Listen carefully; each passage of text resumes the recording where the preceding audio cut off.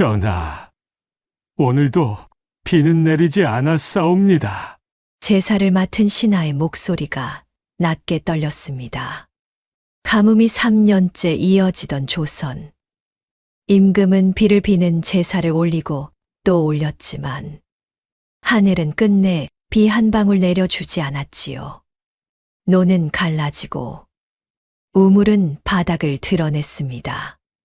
백성들의 원망은 점점 임금의 이름을 향해 쏟아지고 있었습니다.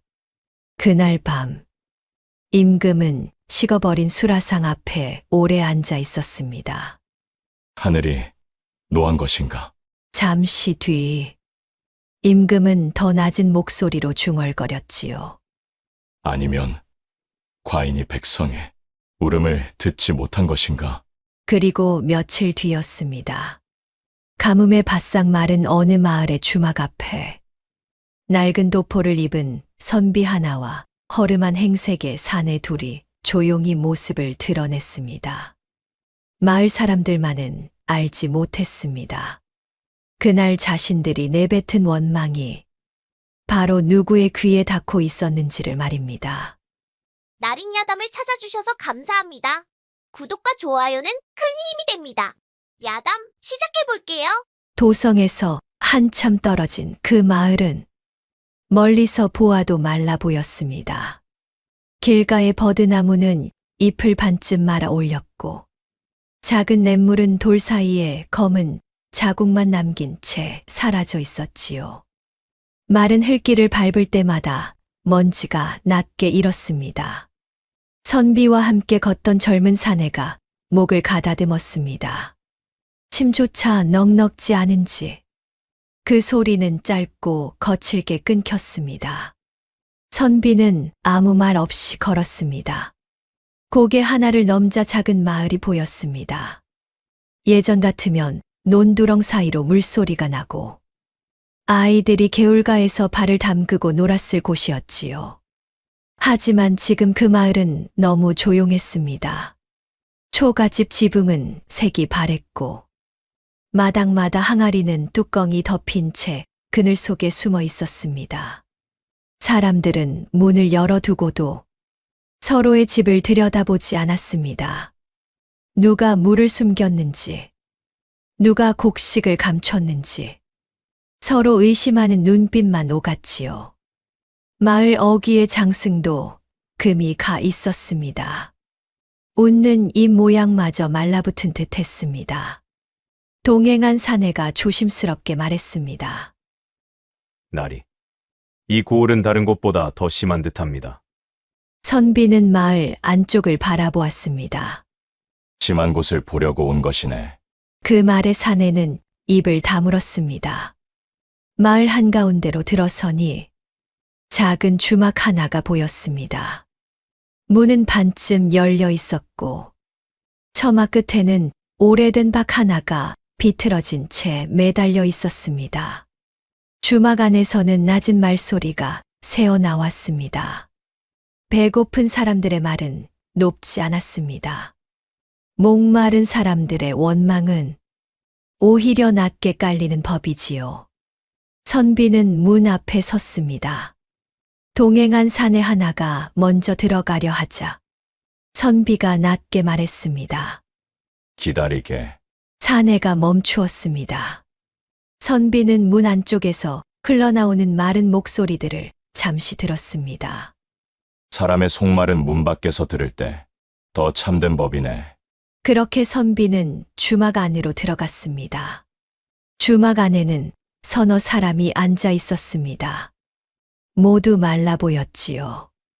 누군가는 턱 밑 수염에 먼지가 끼어 있었고 누군가는 허리띠를 몇 번이나 졸라맨 듯 옷자락이 몸에 헐겁게 걸려 있었습니다. 구석에는 주막 주인 강서방이 턱을 괴고 앉아 있었습니다.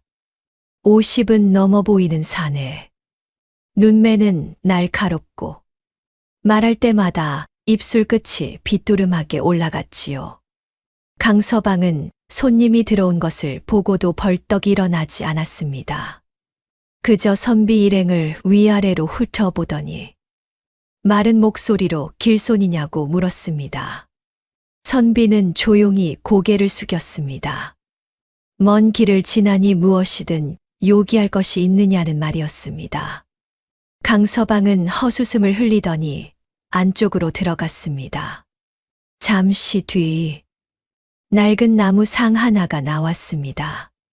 상 위에 놓인 것은 국밥이 아니었습니다. 딱딱하게 굳은 보리떡 몇 조각, 소금기가 말라 허옇게 뜬 무청 한 점, 그뿐이었습니다. 동행한 사내 하나가 국은 없느냐고 묻자 강서방은 코웃음을 쳤습니다. 물을 끓일 물이 있으면 그걸 왜 국에 붓겠습니까?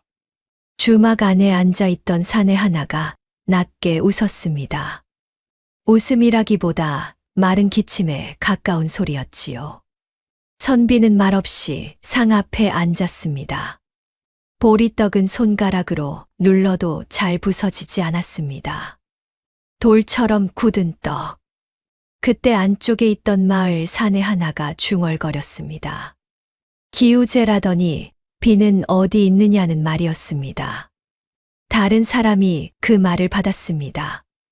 제사 자리에서 향만 피우면 죽은 논이 살아나느냐? 강서방도 거들었습니다. 궁궐 안에서는 아직도 목을 축일 물이 있겠지. 우리 같은 것들이야. 혀가 말라붙든 말든 누가 알겠냐? 말은 점점 거칠어졌습니다.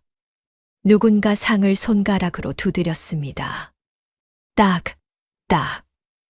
마른 나무가 빈 소리를 냈습니다. 마침내 누군가 낮게 내뱉었습니다. 임금덕이 모자라!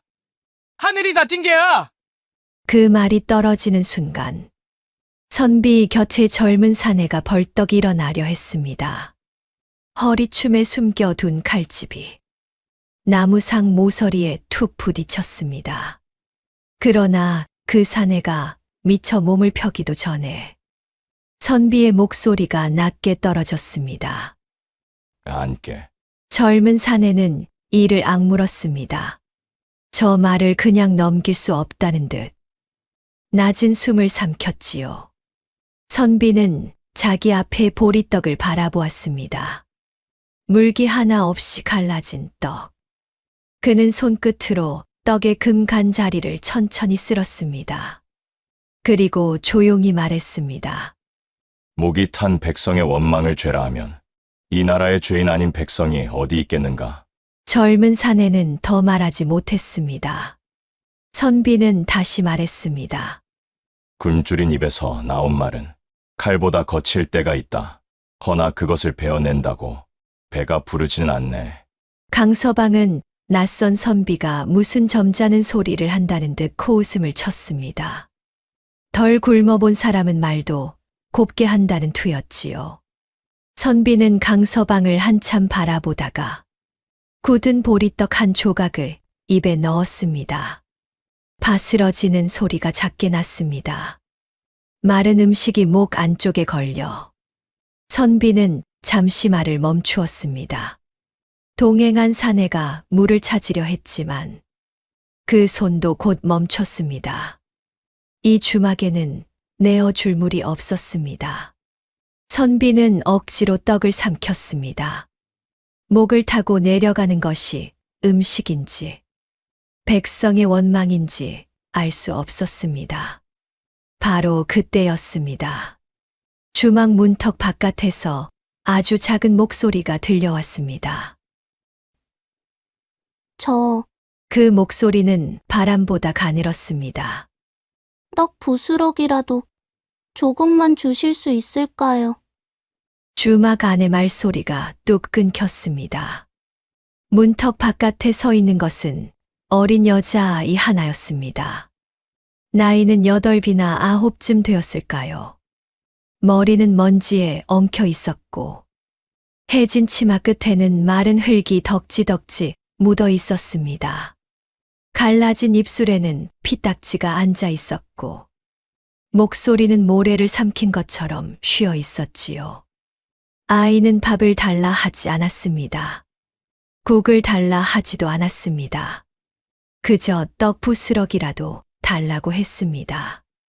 입에 오래 물고 있으며 조금은 넘어간다는 말이었습니다. 주막 안 사람들은 서로 얼굴을 돌렸습니다. 불쌍해서가 아니었습니다. 괜히 제 몫을 빼앗길까 두려워서였지요. 강서방이 먼저 입을 열었습니다. 또 너냐? 말과 함께 그는 문 쪽으로 성큼 다가갔습니다. 나가라! 내가 문턱에 서면 손님들이 재수 없다 한다. 아이는 한 걸음 물러났습니다. 그러나 배가 고픈지 차마 돌아서지는 못했습니다. 뒷마당을 쓸 테니 조금만 달라는 아이의 말에 강서방은 물도 없는 판에 뒷마당을 쓸어 무엇하느냐며 비웃었습니다. 누군가는 저 아이가 다녀간 집에는 꼭 우환이 생긴다고 수군댔고 또 누군가는 부모도 없이 떠도는 아이에게 복이 붙을 리 없다고 했습니다. 아이는 대꾸하지 못했습니다. 다만 손끝으로 치마자락을 꼭 쥐었습니다. 선비는 그 모습을 가만히 바라보았습니다. 그의 앞에는 아직 먹지 않은 보리떡 한 조각이 남아 있었습니다. 단단하고 물기 없는 떡이었지만 아이에게는 하루를 붙드는 밥이었습니다. 선비는 조용히 떡을 집어 들었습니다. 강서방의 눈살이 찌푸려졌습니다. 선비는 대답 없이 아이 앞으로 다가가 무릎을 조금 굽혔습니다. 그리고 보리떡을 아이의 두 손 위에 올려주었습니다. 천천히 먹거라. 급히 삼키면 목에 걸린다. 아이는 떡을 받은 채 한참 움직이지 못했습니다. 믿기지 않는다는 듯 떡을 내려다보다가 두 손으로 그것을 감싸 쥐었습니다. 선비는 품 안에서 엽전 몇 잎을 꺼내 아이의 작은 손에 쥐어 주었습니다. 오늘은 이것으로 몸을 피하거라. 아이의 눈가가 붉어졌습니다. 강서방만 입술을 비틀었습니다. 가뭄든 마을에서 저런 아이에게까지 엽전을 쥐어 주다니 참 손이 크다는 말이었습니다. 선비는 그를 돌아보며 조용히 말했습니다. 아이의 배고픔은 가뭄보다 작지 않소. 강서방은 대답하지 못했습니다. 아이는 보리떡과 엽전을 품에 꼭 안고 몇 번이고 허리를 숙였습니다. 그리고 주막 뒤편으로 조심조심 물러났습니다. 잠시 뒤 선비 일행도 자리에서 일어났습니다.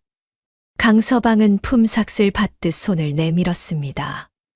동행한 사내가 엽전을 세워주자 강서방은 그것을 손바닥 위에서 굴려보며 입맛을 다셨습니다. 가뭄이라 모든 것이 귀하니 다음엔 더 받아야겠다는 말까지 덧붙였지요. 선비는 아무 말 없이 주막 문을 나섰습니다. 해는 아직 높았지만 마을은 이미 저녁처럼 어두워 보였습니다. 그런데 선비 일행이 주막에서 조금 멀어졌을 때였습니다. 뒤편 골목에서 작은 울음소리가 새어 나왔습니다. 아주 작았습니다. 참으려 해도 새어 나오는 울음. 선비의 걸음이 멈췄습니다. 골목 안쪽에서 강서방의 목소리가 낮게 들려왔습니다. 아이가 여기서 얻어먹은 자리값을 내야 한다는 말이었습니다. 아이는 그것이 나리께서 주신 것이라며 울먹였지만 곧 엽전이 부딪히는 작은 소리가 났습니다. 달그락. 동행한 젊은 사내가 이를 악물고 돌아서려 했습니다. 선비는 한동안 움직이지 않았습니다. 그의 손이 옆구리께에서 천천히 쥐어졌습니다. 하지만 곧 그 손을 풀었습니다. 저 아이가 오늘 밤 굶지 않게 살펴보게. 허나 저자를 지금 들쑤시지는 말게. 젊은 사내는 답답한 듯 물었습니다. 저 일을 그냥 두시겠느냐는 말이었습니다. 선비의 목소리가 낮아졌습니다. 그냥 두자는 것이 아니다. 그는 주막 뒤편을 한번 돌아보았습니다. 다만 오늘 내가 보아야 할 것은 저 사람 하나의 악함만이 아니네. 잠시 침묵이 흘렀습니다. 선비는 다시 걸음을 옮겼습니다. 그 발걸음은 아까보다 무거웠습니다. 굴주림이 사람을 저렇게 만드는 것인가? 아니면 사람의 마음이 먼저 말라 굴주림을 핑계로 삼는 것인가? 그 답은 아직 알 수 없었습니다. 다만 아이의 작은 울음소리만이 오래도록 선비의 귓가에 남았습니다. 주막을 떠난 선비 일행은 마을 끝으로 향했습니다. 길은 점점 좁아졌고 집들은 더 드문드문해졌습니다. 마을 끝에는 오래된 우물이 하나 있었습니다. 우물가의 이끼는 말라 검게 붙어 있었고 두레박은 바닥에 뒤집힌 채 놓여 있었습니다. 줄은 풀려 있었지만 그 줄을 내려도 닿을 물은 없었습니다. 우물 안쪽에서 올라오는 것은 물 냄새가 아니라 갈라진 흙과 오래된 돌 냄새뿐이었지요. 그 우물 앞에 어린 사내아이가 앉아 있었습니다. 아이는 깨진 바가지를 품에 안고 있었습니다. 한쪽 귀퉁이가 깨진 바가지. 그 안에는 물 대신 먼지만 조금 고여 있었습니다. 아이는 울고 있었습니다. 그런데 크게 울지도 못했습니다. 목이 말라 울음조차 마른 듯 숨만 가늘게 떨리고 있었지요. 선비가 천천히 다가갔습니다. 그가 아이를 부르자 아이는 놀라 고개를 들었습니다. 눈가에는 눈물 자국이 있었지만 새 눈물은 흐르지 않았습니다. 흘릴 물기조차 모자란 얼굴이었습니다. 어찌하여 우물 앞에서 울고 있느냐? 아이는 깨진 바가지를 더 꼭 끌어안았습니다. 어머니가 밤새 열이 납니다. 목소리가 갈라졌습니다. 아이는 마른 침을 삼키려 했지만 그마저 잘 되지 않는 듯 했습니다. 입술이 다 갈라졌는데 적실 물 한 방울이 없습니다. 그 말에 동행한 사내들이 서로를 바라보았습니다. 우물 안은 비어 있었습니다. 근처 집들도 문을 닫은 채 조용했습니다. 멀리서 어느 안악의 낮은 목소리가 들려왔습니다. 어제도 물을 끌어왔는데 우리 집 목도 마른데 남의 병든 사람까지 어찌 살펴 에휴. 누구도 나오지 않았습니다. 아이만 우물 앞에서 깨진 바가지를 안고 있었습니다. 선비는 천천히 허리춤을 더듬었습니다. 거기에는 작은 호리병 하나가 있었습니다. 길을 나설 때부터 아껴둔 물. 목이 탈 때마다 동행한 사내들이 그 물을 권했지만 선비는 마시지 않았습니다. 언제 더 마른 길을 만날지 몰랐기 때문입니다.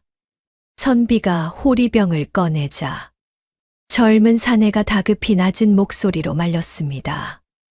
나리, 아직 가야 할 길이 남았습니다. 틀린 말은 아니었습니다.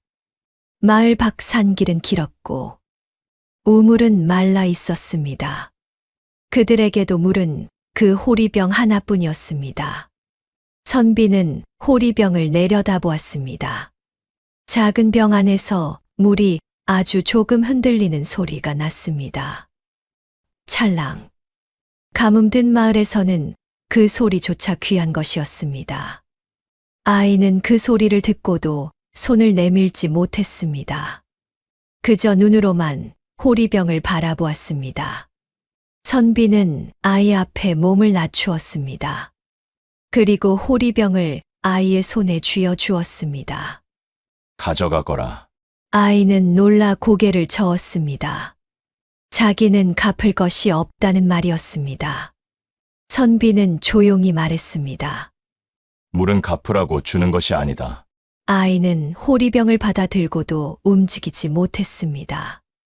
어서 가거라. 어머니께 드려야 하지 않느냐. 젊은 사내가 다시 입을 열려 했습니다. 그러나 선비가 먼저 말했습니다. 길은 다시 걸으면 되나. 숨이 끊어진 이는 돌아오지 못하네. 그 말에 젊은 사내는 입을 다물었습니다. 아이는 호리병을 품에 안았습니다. 그러고는 몇 번이고 허리를 숙이다가 비틀거리는 걸음으로 골목 안쪽으로 달려갔습니다. 깨진 바가지는 우물가에 그대로 남았습니다. 선비는 그 바가지를 한참 바라보았습니다. 그 안에는 아무것도 없었습니다. 물도 없고 눈물도 없고 기다림만 남은 그릇이었습니다. 일행은 다시 길을 걸었습니다. 이제 그들에게는 물이 없었습니다. 마른 바람이 불었습니다. 먼지가 목 안쪽에 들러붙었습니다. 젊은 사내는 몇 번이나 허리춤을 더듬다가 빈자리를 확인하고 손을 거두었습니다. 선비 역시 목이 탔습니다. 입술 안쪽이 말라붙고 혀끝이 거칠어졌습니다. 그러나 그는 물을 내어준 일을 후회하지 않았습니다. 다만 걸을수록 마음이 무거워졌습니다. 한 아이가 병든 어미의 입술을 적실 물 한 방울을 찾아 우물 앞에서 울어야 하는 마을. 그 마른 울음이 선비의 마음을 오래도록 따라왔습니다. 마을 끝을 지나자 길은 산자락 쪽으로 이어졌습니다. 예전에는 그 아래에 작은 못이 있었다고 했습니다.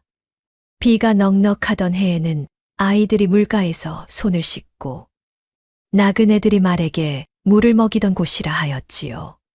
하지만 지금 그곳에는 물이 없었습니다. 못이라고 부르기에도 민망할 만큼 바닥은 온통 갈라진 진일 뿐이었습니다. 물 한 모금 없이 걸어온 탓에 동행한 젊은 사내의 숨소리가 점점 거칠어졌습니다. 선비 역시 목이 말랐습니다. 호리병을 내어준 뒤로 목 안쪽은 마른 종이를 삼킨 것처럼 까끌거렸지요. 그때였습니다. 못가의 갈대숲 쪽에서 이상한 소리가 들렸습니다. 푸드덕. 처음에는 마른 갈대가 바람에 부딪히는 소리인 줄 알았습니다. 하지만 곧 다시 소리가 났습니다. 푸드덕, 푸드덕. 무언가가 살려고 몸부림치는 소리였습니다.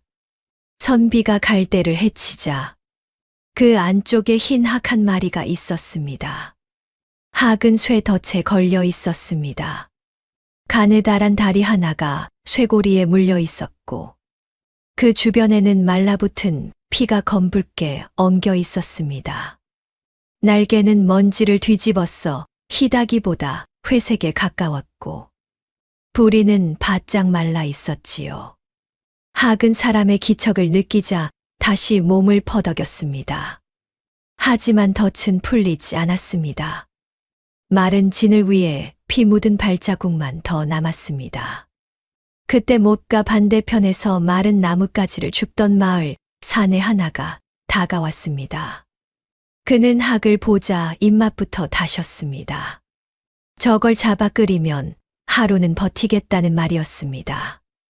요즘 같은 때에 날짐승까지 가려먹을 형편이 어디 있느냐고도 했지요. 젊은 사내의 얼굴이 굳었습니다. 그러나 선비는 곧장 화를 내지 않았습니다. 그는 말없이 학 곁에 무릎을 꿇었습니다. 마른 진흙이 도포 자락에 묻었습니다. 쇠고리는 학의 다리를 깊게 물고 있었습니다. 억지로 당기면 살이 더 찢길 듯 했습니다. 젊은 사내가 낮게 물었습니다. 나리, 이런 때에 짐승까지 살피십니까?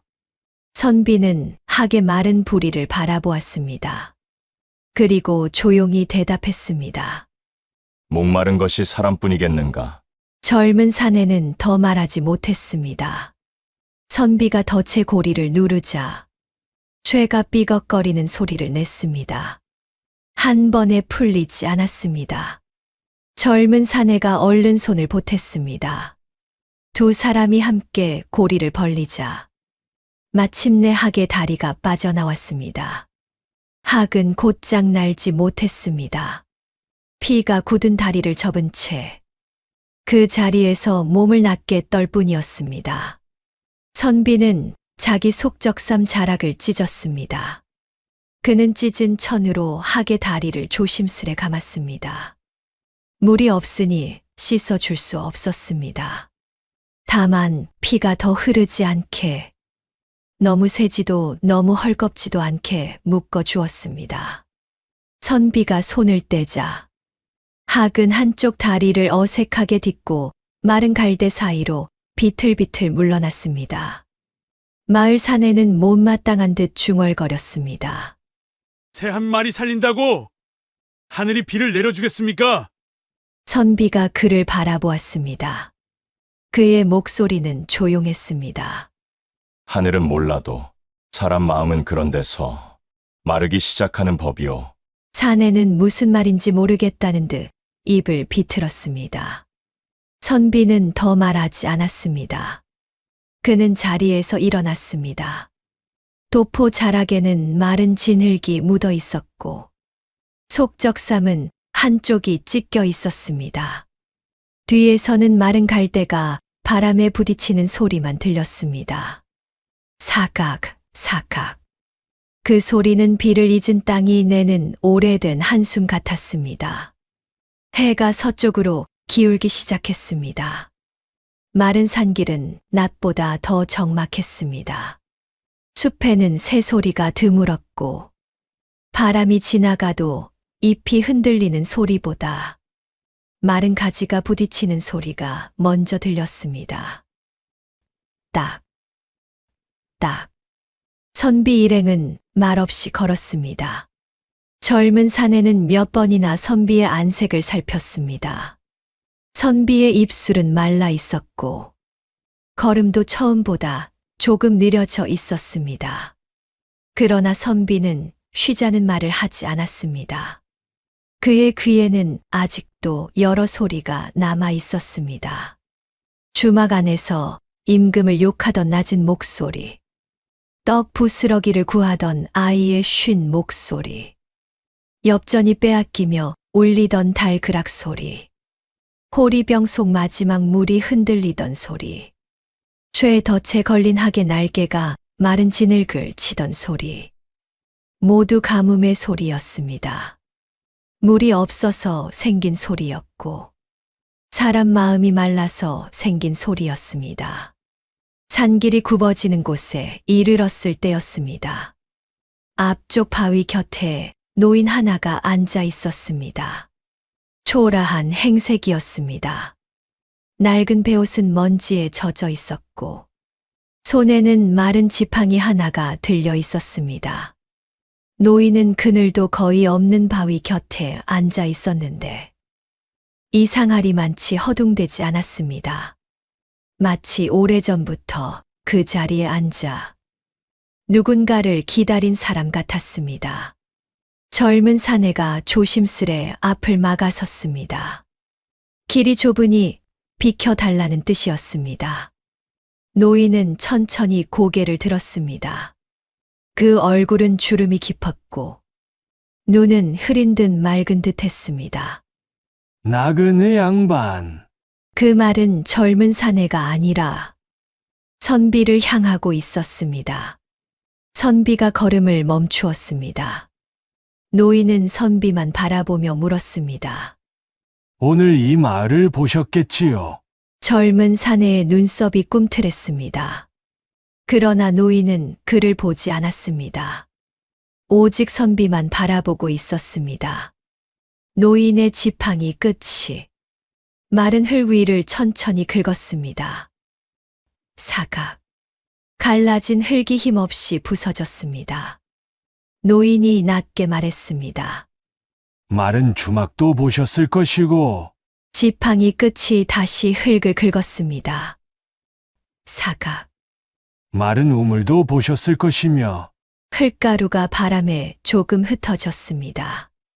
마른 목가도 보셨을 것입니다. 선비의 눈빛이 아주 조금 달라졌습니다.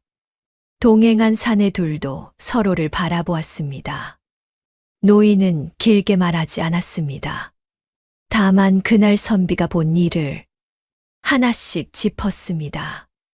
굶주린 아이의 손에서 엽전을 빼앗은 일.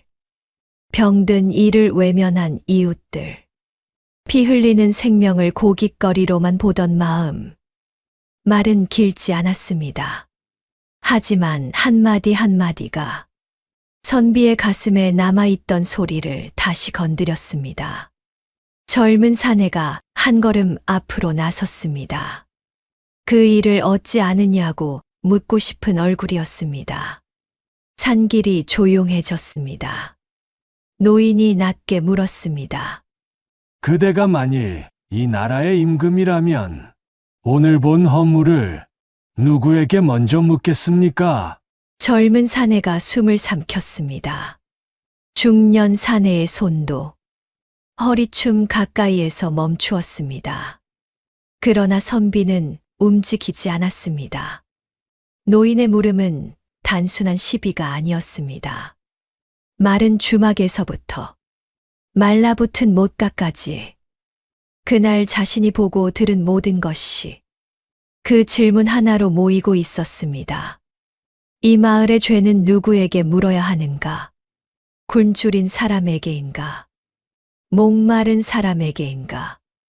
약한 이를 밀어낸 사람에게인가?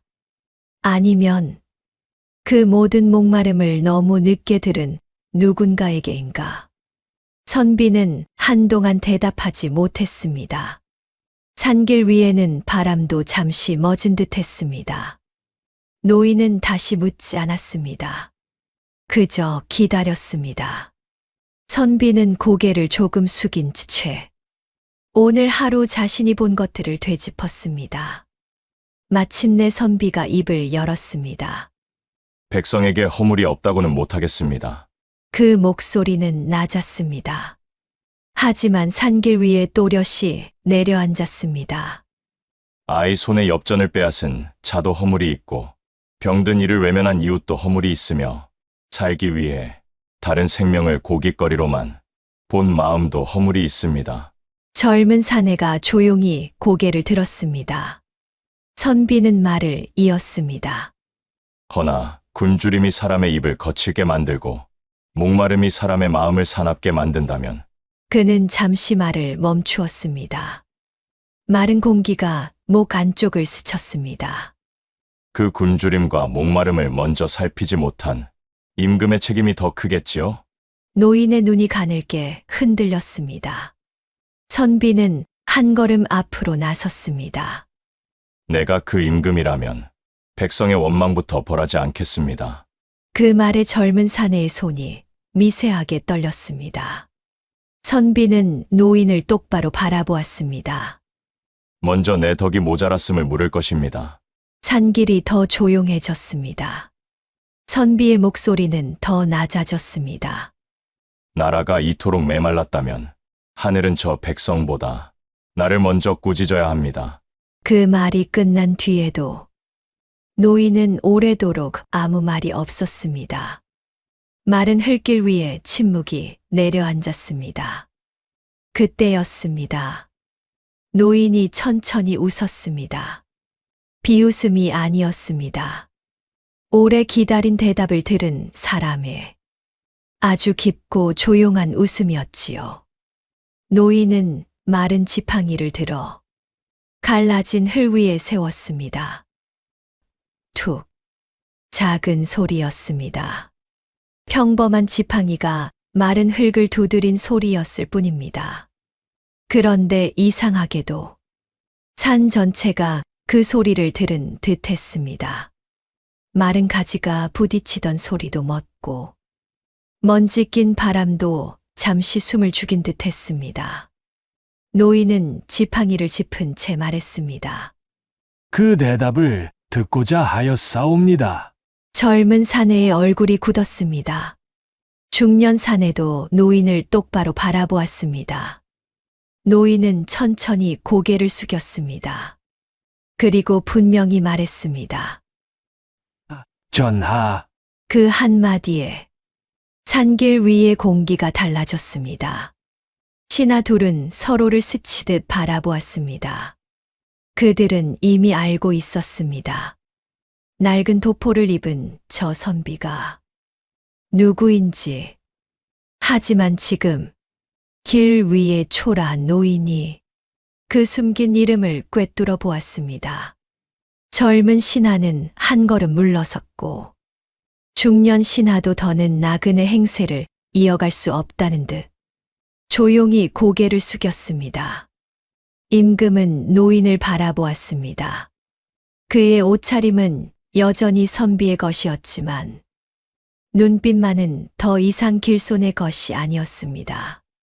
잠시 뒤 임금이 낮게 물었습니다. 어르신은 누구십니까? 노인은 천천히 일어섰습니다. 낡은 베옷도 그대로였고 먼지 앉은 머리도 그대로였습니다. 손에는 여전히 마른 지팡이가 들려 있었습니다. 그런데도 이상했습니다. 조금 전까지는 길가의 초라한 늙은이로만 보였던 그가 이제는 마른 산길 한가운데 오래전부터 서 있던 사람처럼 보였습니다. 노인이 말했습니다. 이 산을 지키는 늙은이라 해두시지요.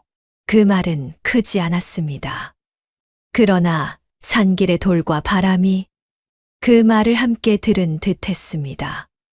노인은 허리를 굽히켜 마른 흙 한 줌을 집어들었습니다. 흙은 손가락 사이에서 힘없이 흩어졌습니다.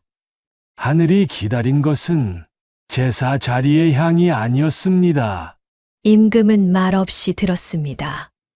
마른 땅으로 내려와 사람을 사람으로 보는 마음이었습니다. 노인은 더 설명하지 않았습니다. 하지만 임금은 알았습니다. 오늘 자신이 만난 모든 일이 우연만은 아니었다는 것을.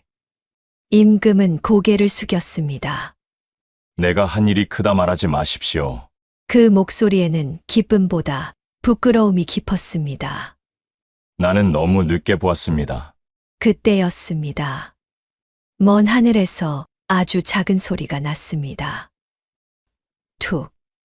처음에는 누군가 잔돌을 떨어뜨린 줄 알았습니다. 그러나 곧 다시 소리가 났습니다. 툭. 이번에는 임금의 손등 위였습니다. 차가운 것이 닿았습니다. 임금은 천천히 손등을 내려다보았습니다. 작은 물방울 하나가 마른 피부 위에 둥글게 맺혀 있었습니다. 비었습니다. 젊은 신하가 숨을 들이켰습니다. 전하, 그 말끝이 떨렸습니다. 또 한 방울이 떨어졌습니다. 이번에는 갈라진 흙 위였습니다. 툭. 마른 땅 한 귀퉁이가 검은 점처럼 젖었습니다.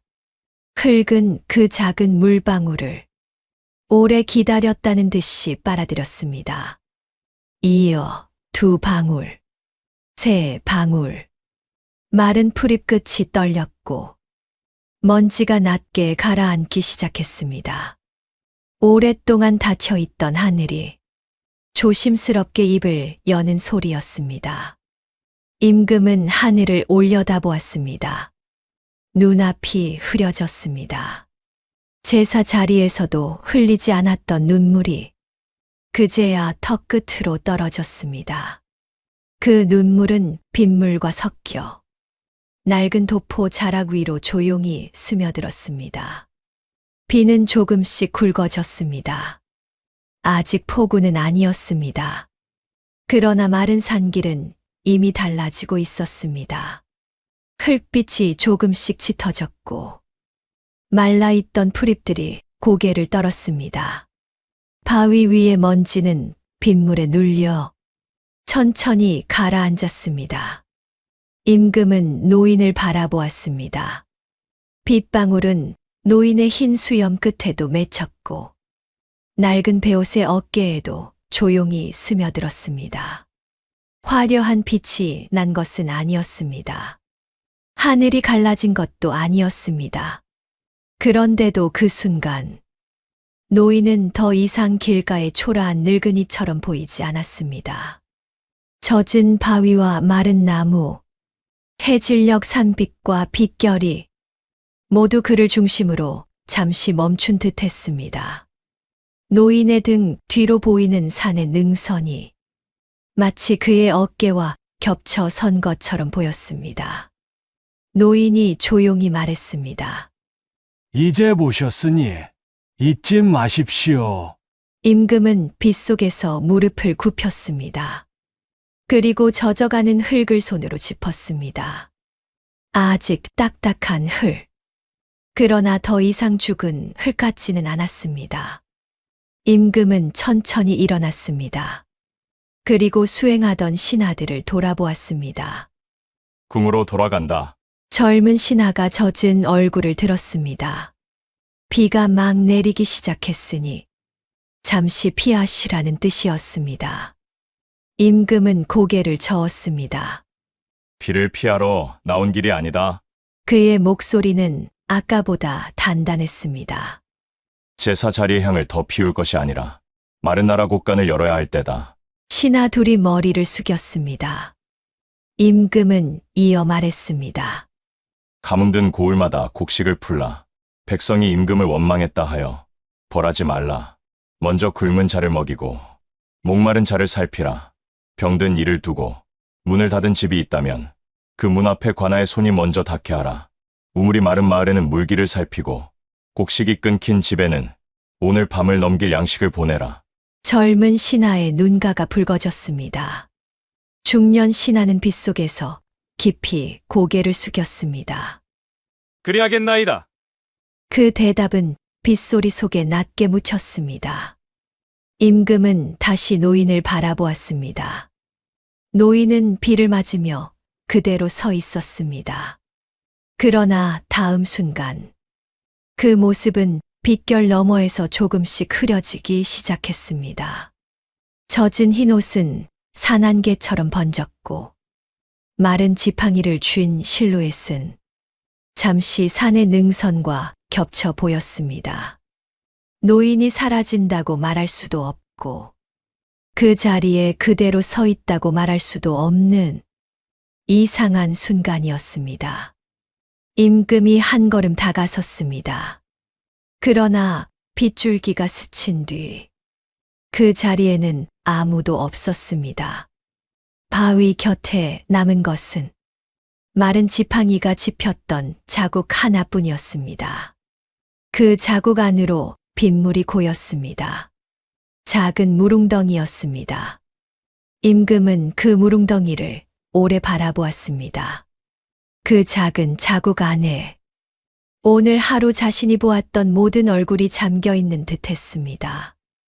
비는 산길에서 시작되어 마을로 내려갔습니다. 처마 끝에 한 방울씩 맺히던 빗물은 곧 장독대와 흙마당을 적셨고 먼지만 일던 골목길에도 검은 물자국이 번져갔습니다. 마을 사람들은 하나둘 문을 열었습니다. 누구도 크게 웃지 못했습니다. 너무 오래 기다린 비라 믿기지 않았던 것이지요.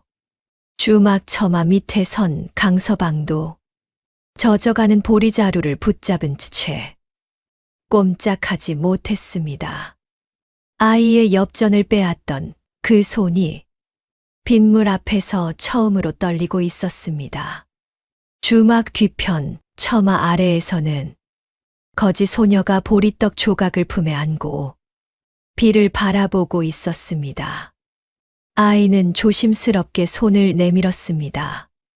작은 손끝에 빗방울이 닿자 아이는 놀라 손을 움츠렸다가 다시 천천히 손을 폈습니다.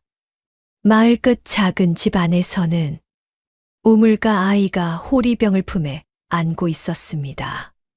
어머니의 갈라진 입술을 적시던 아이는 초가지붕 위로 번지는 소리를 듣고 문틈을 열었습니다.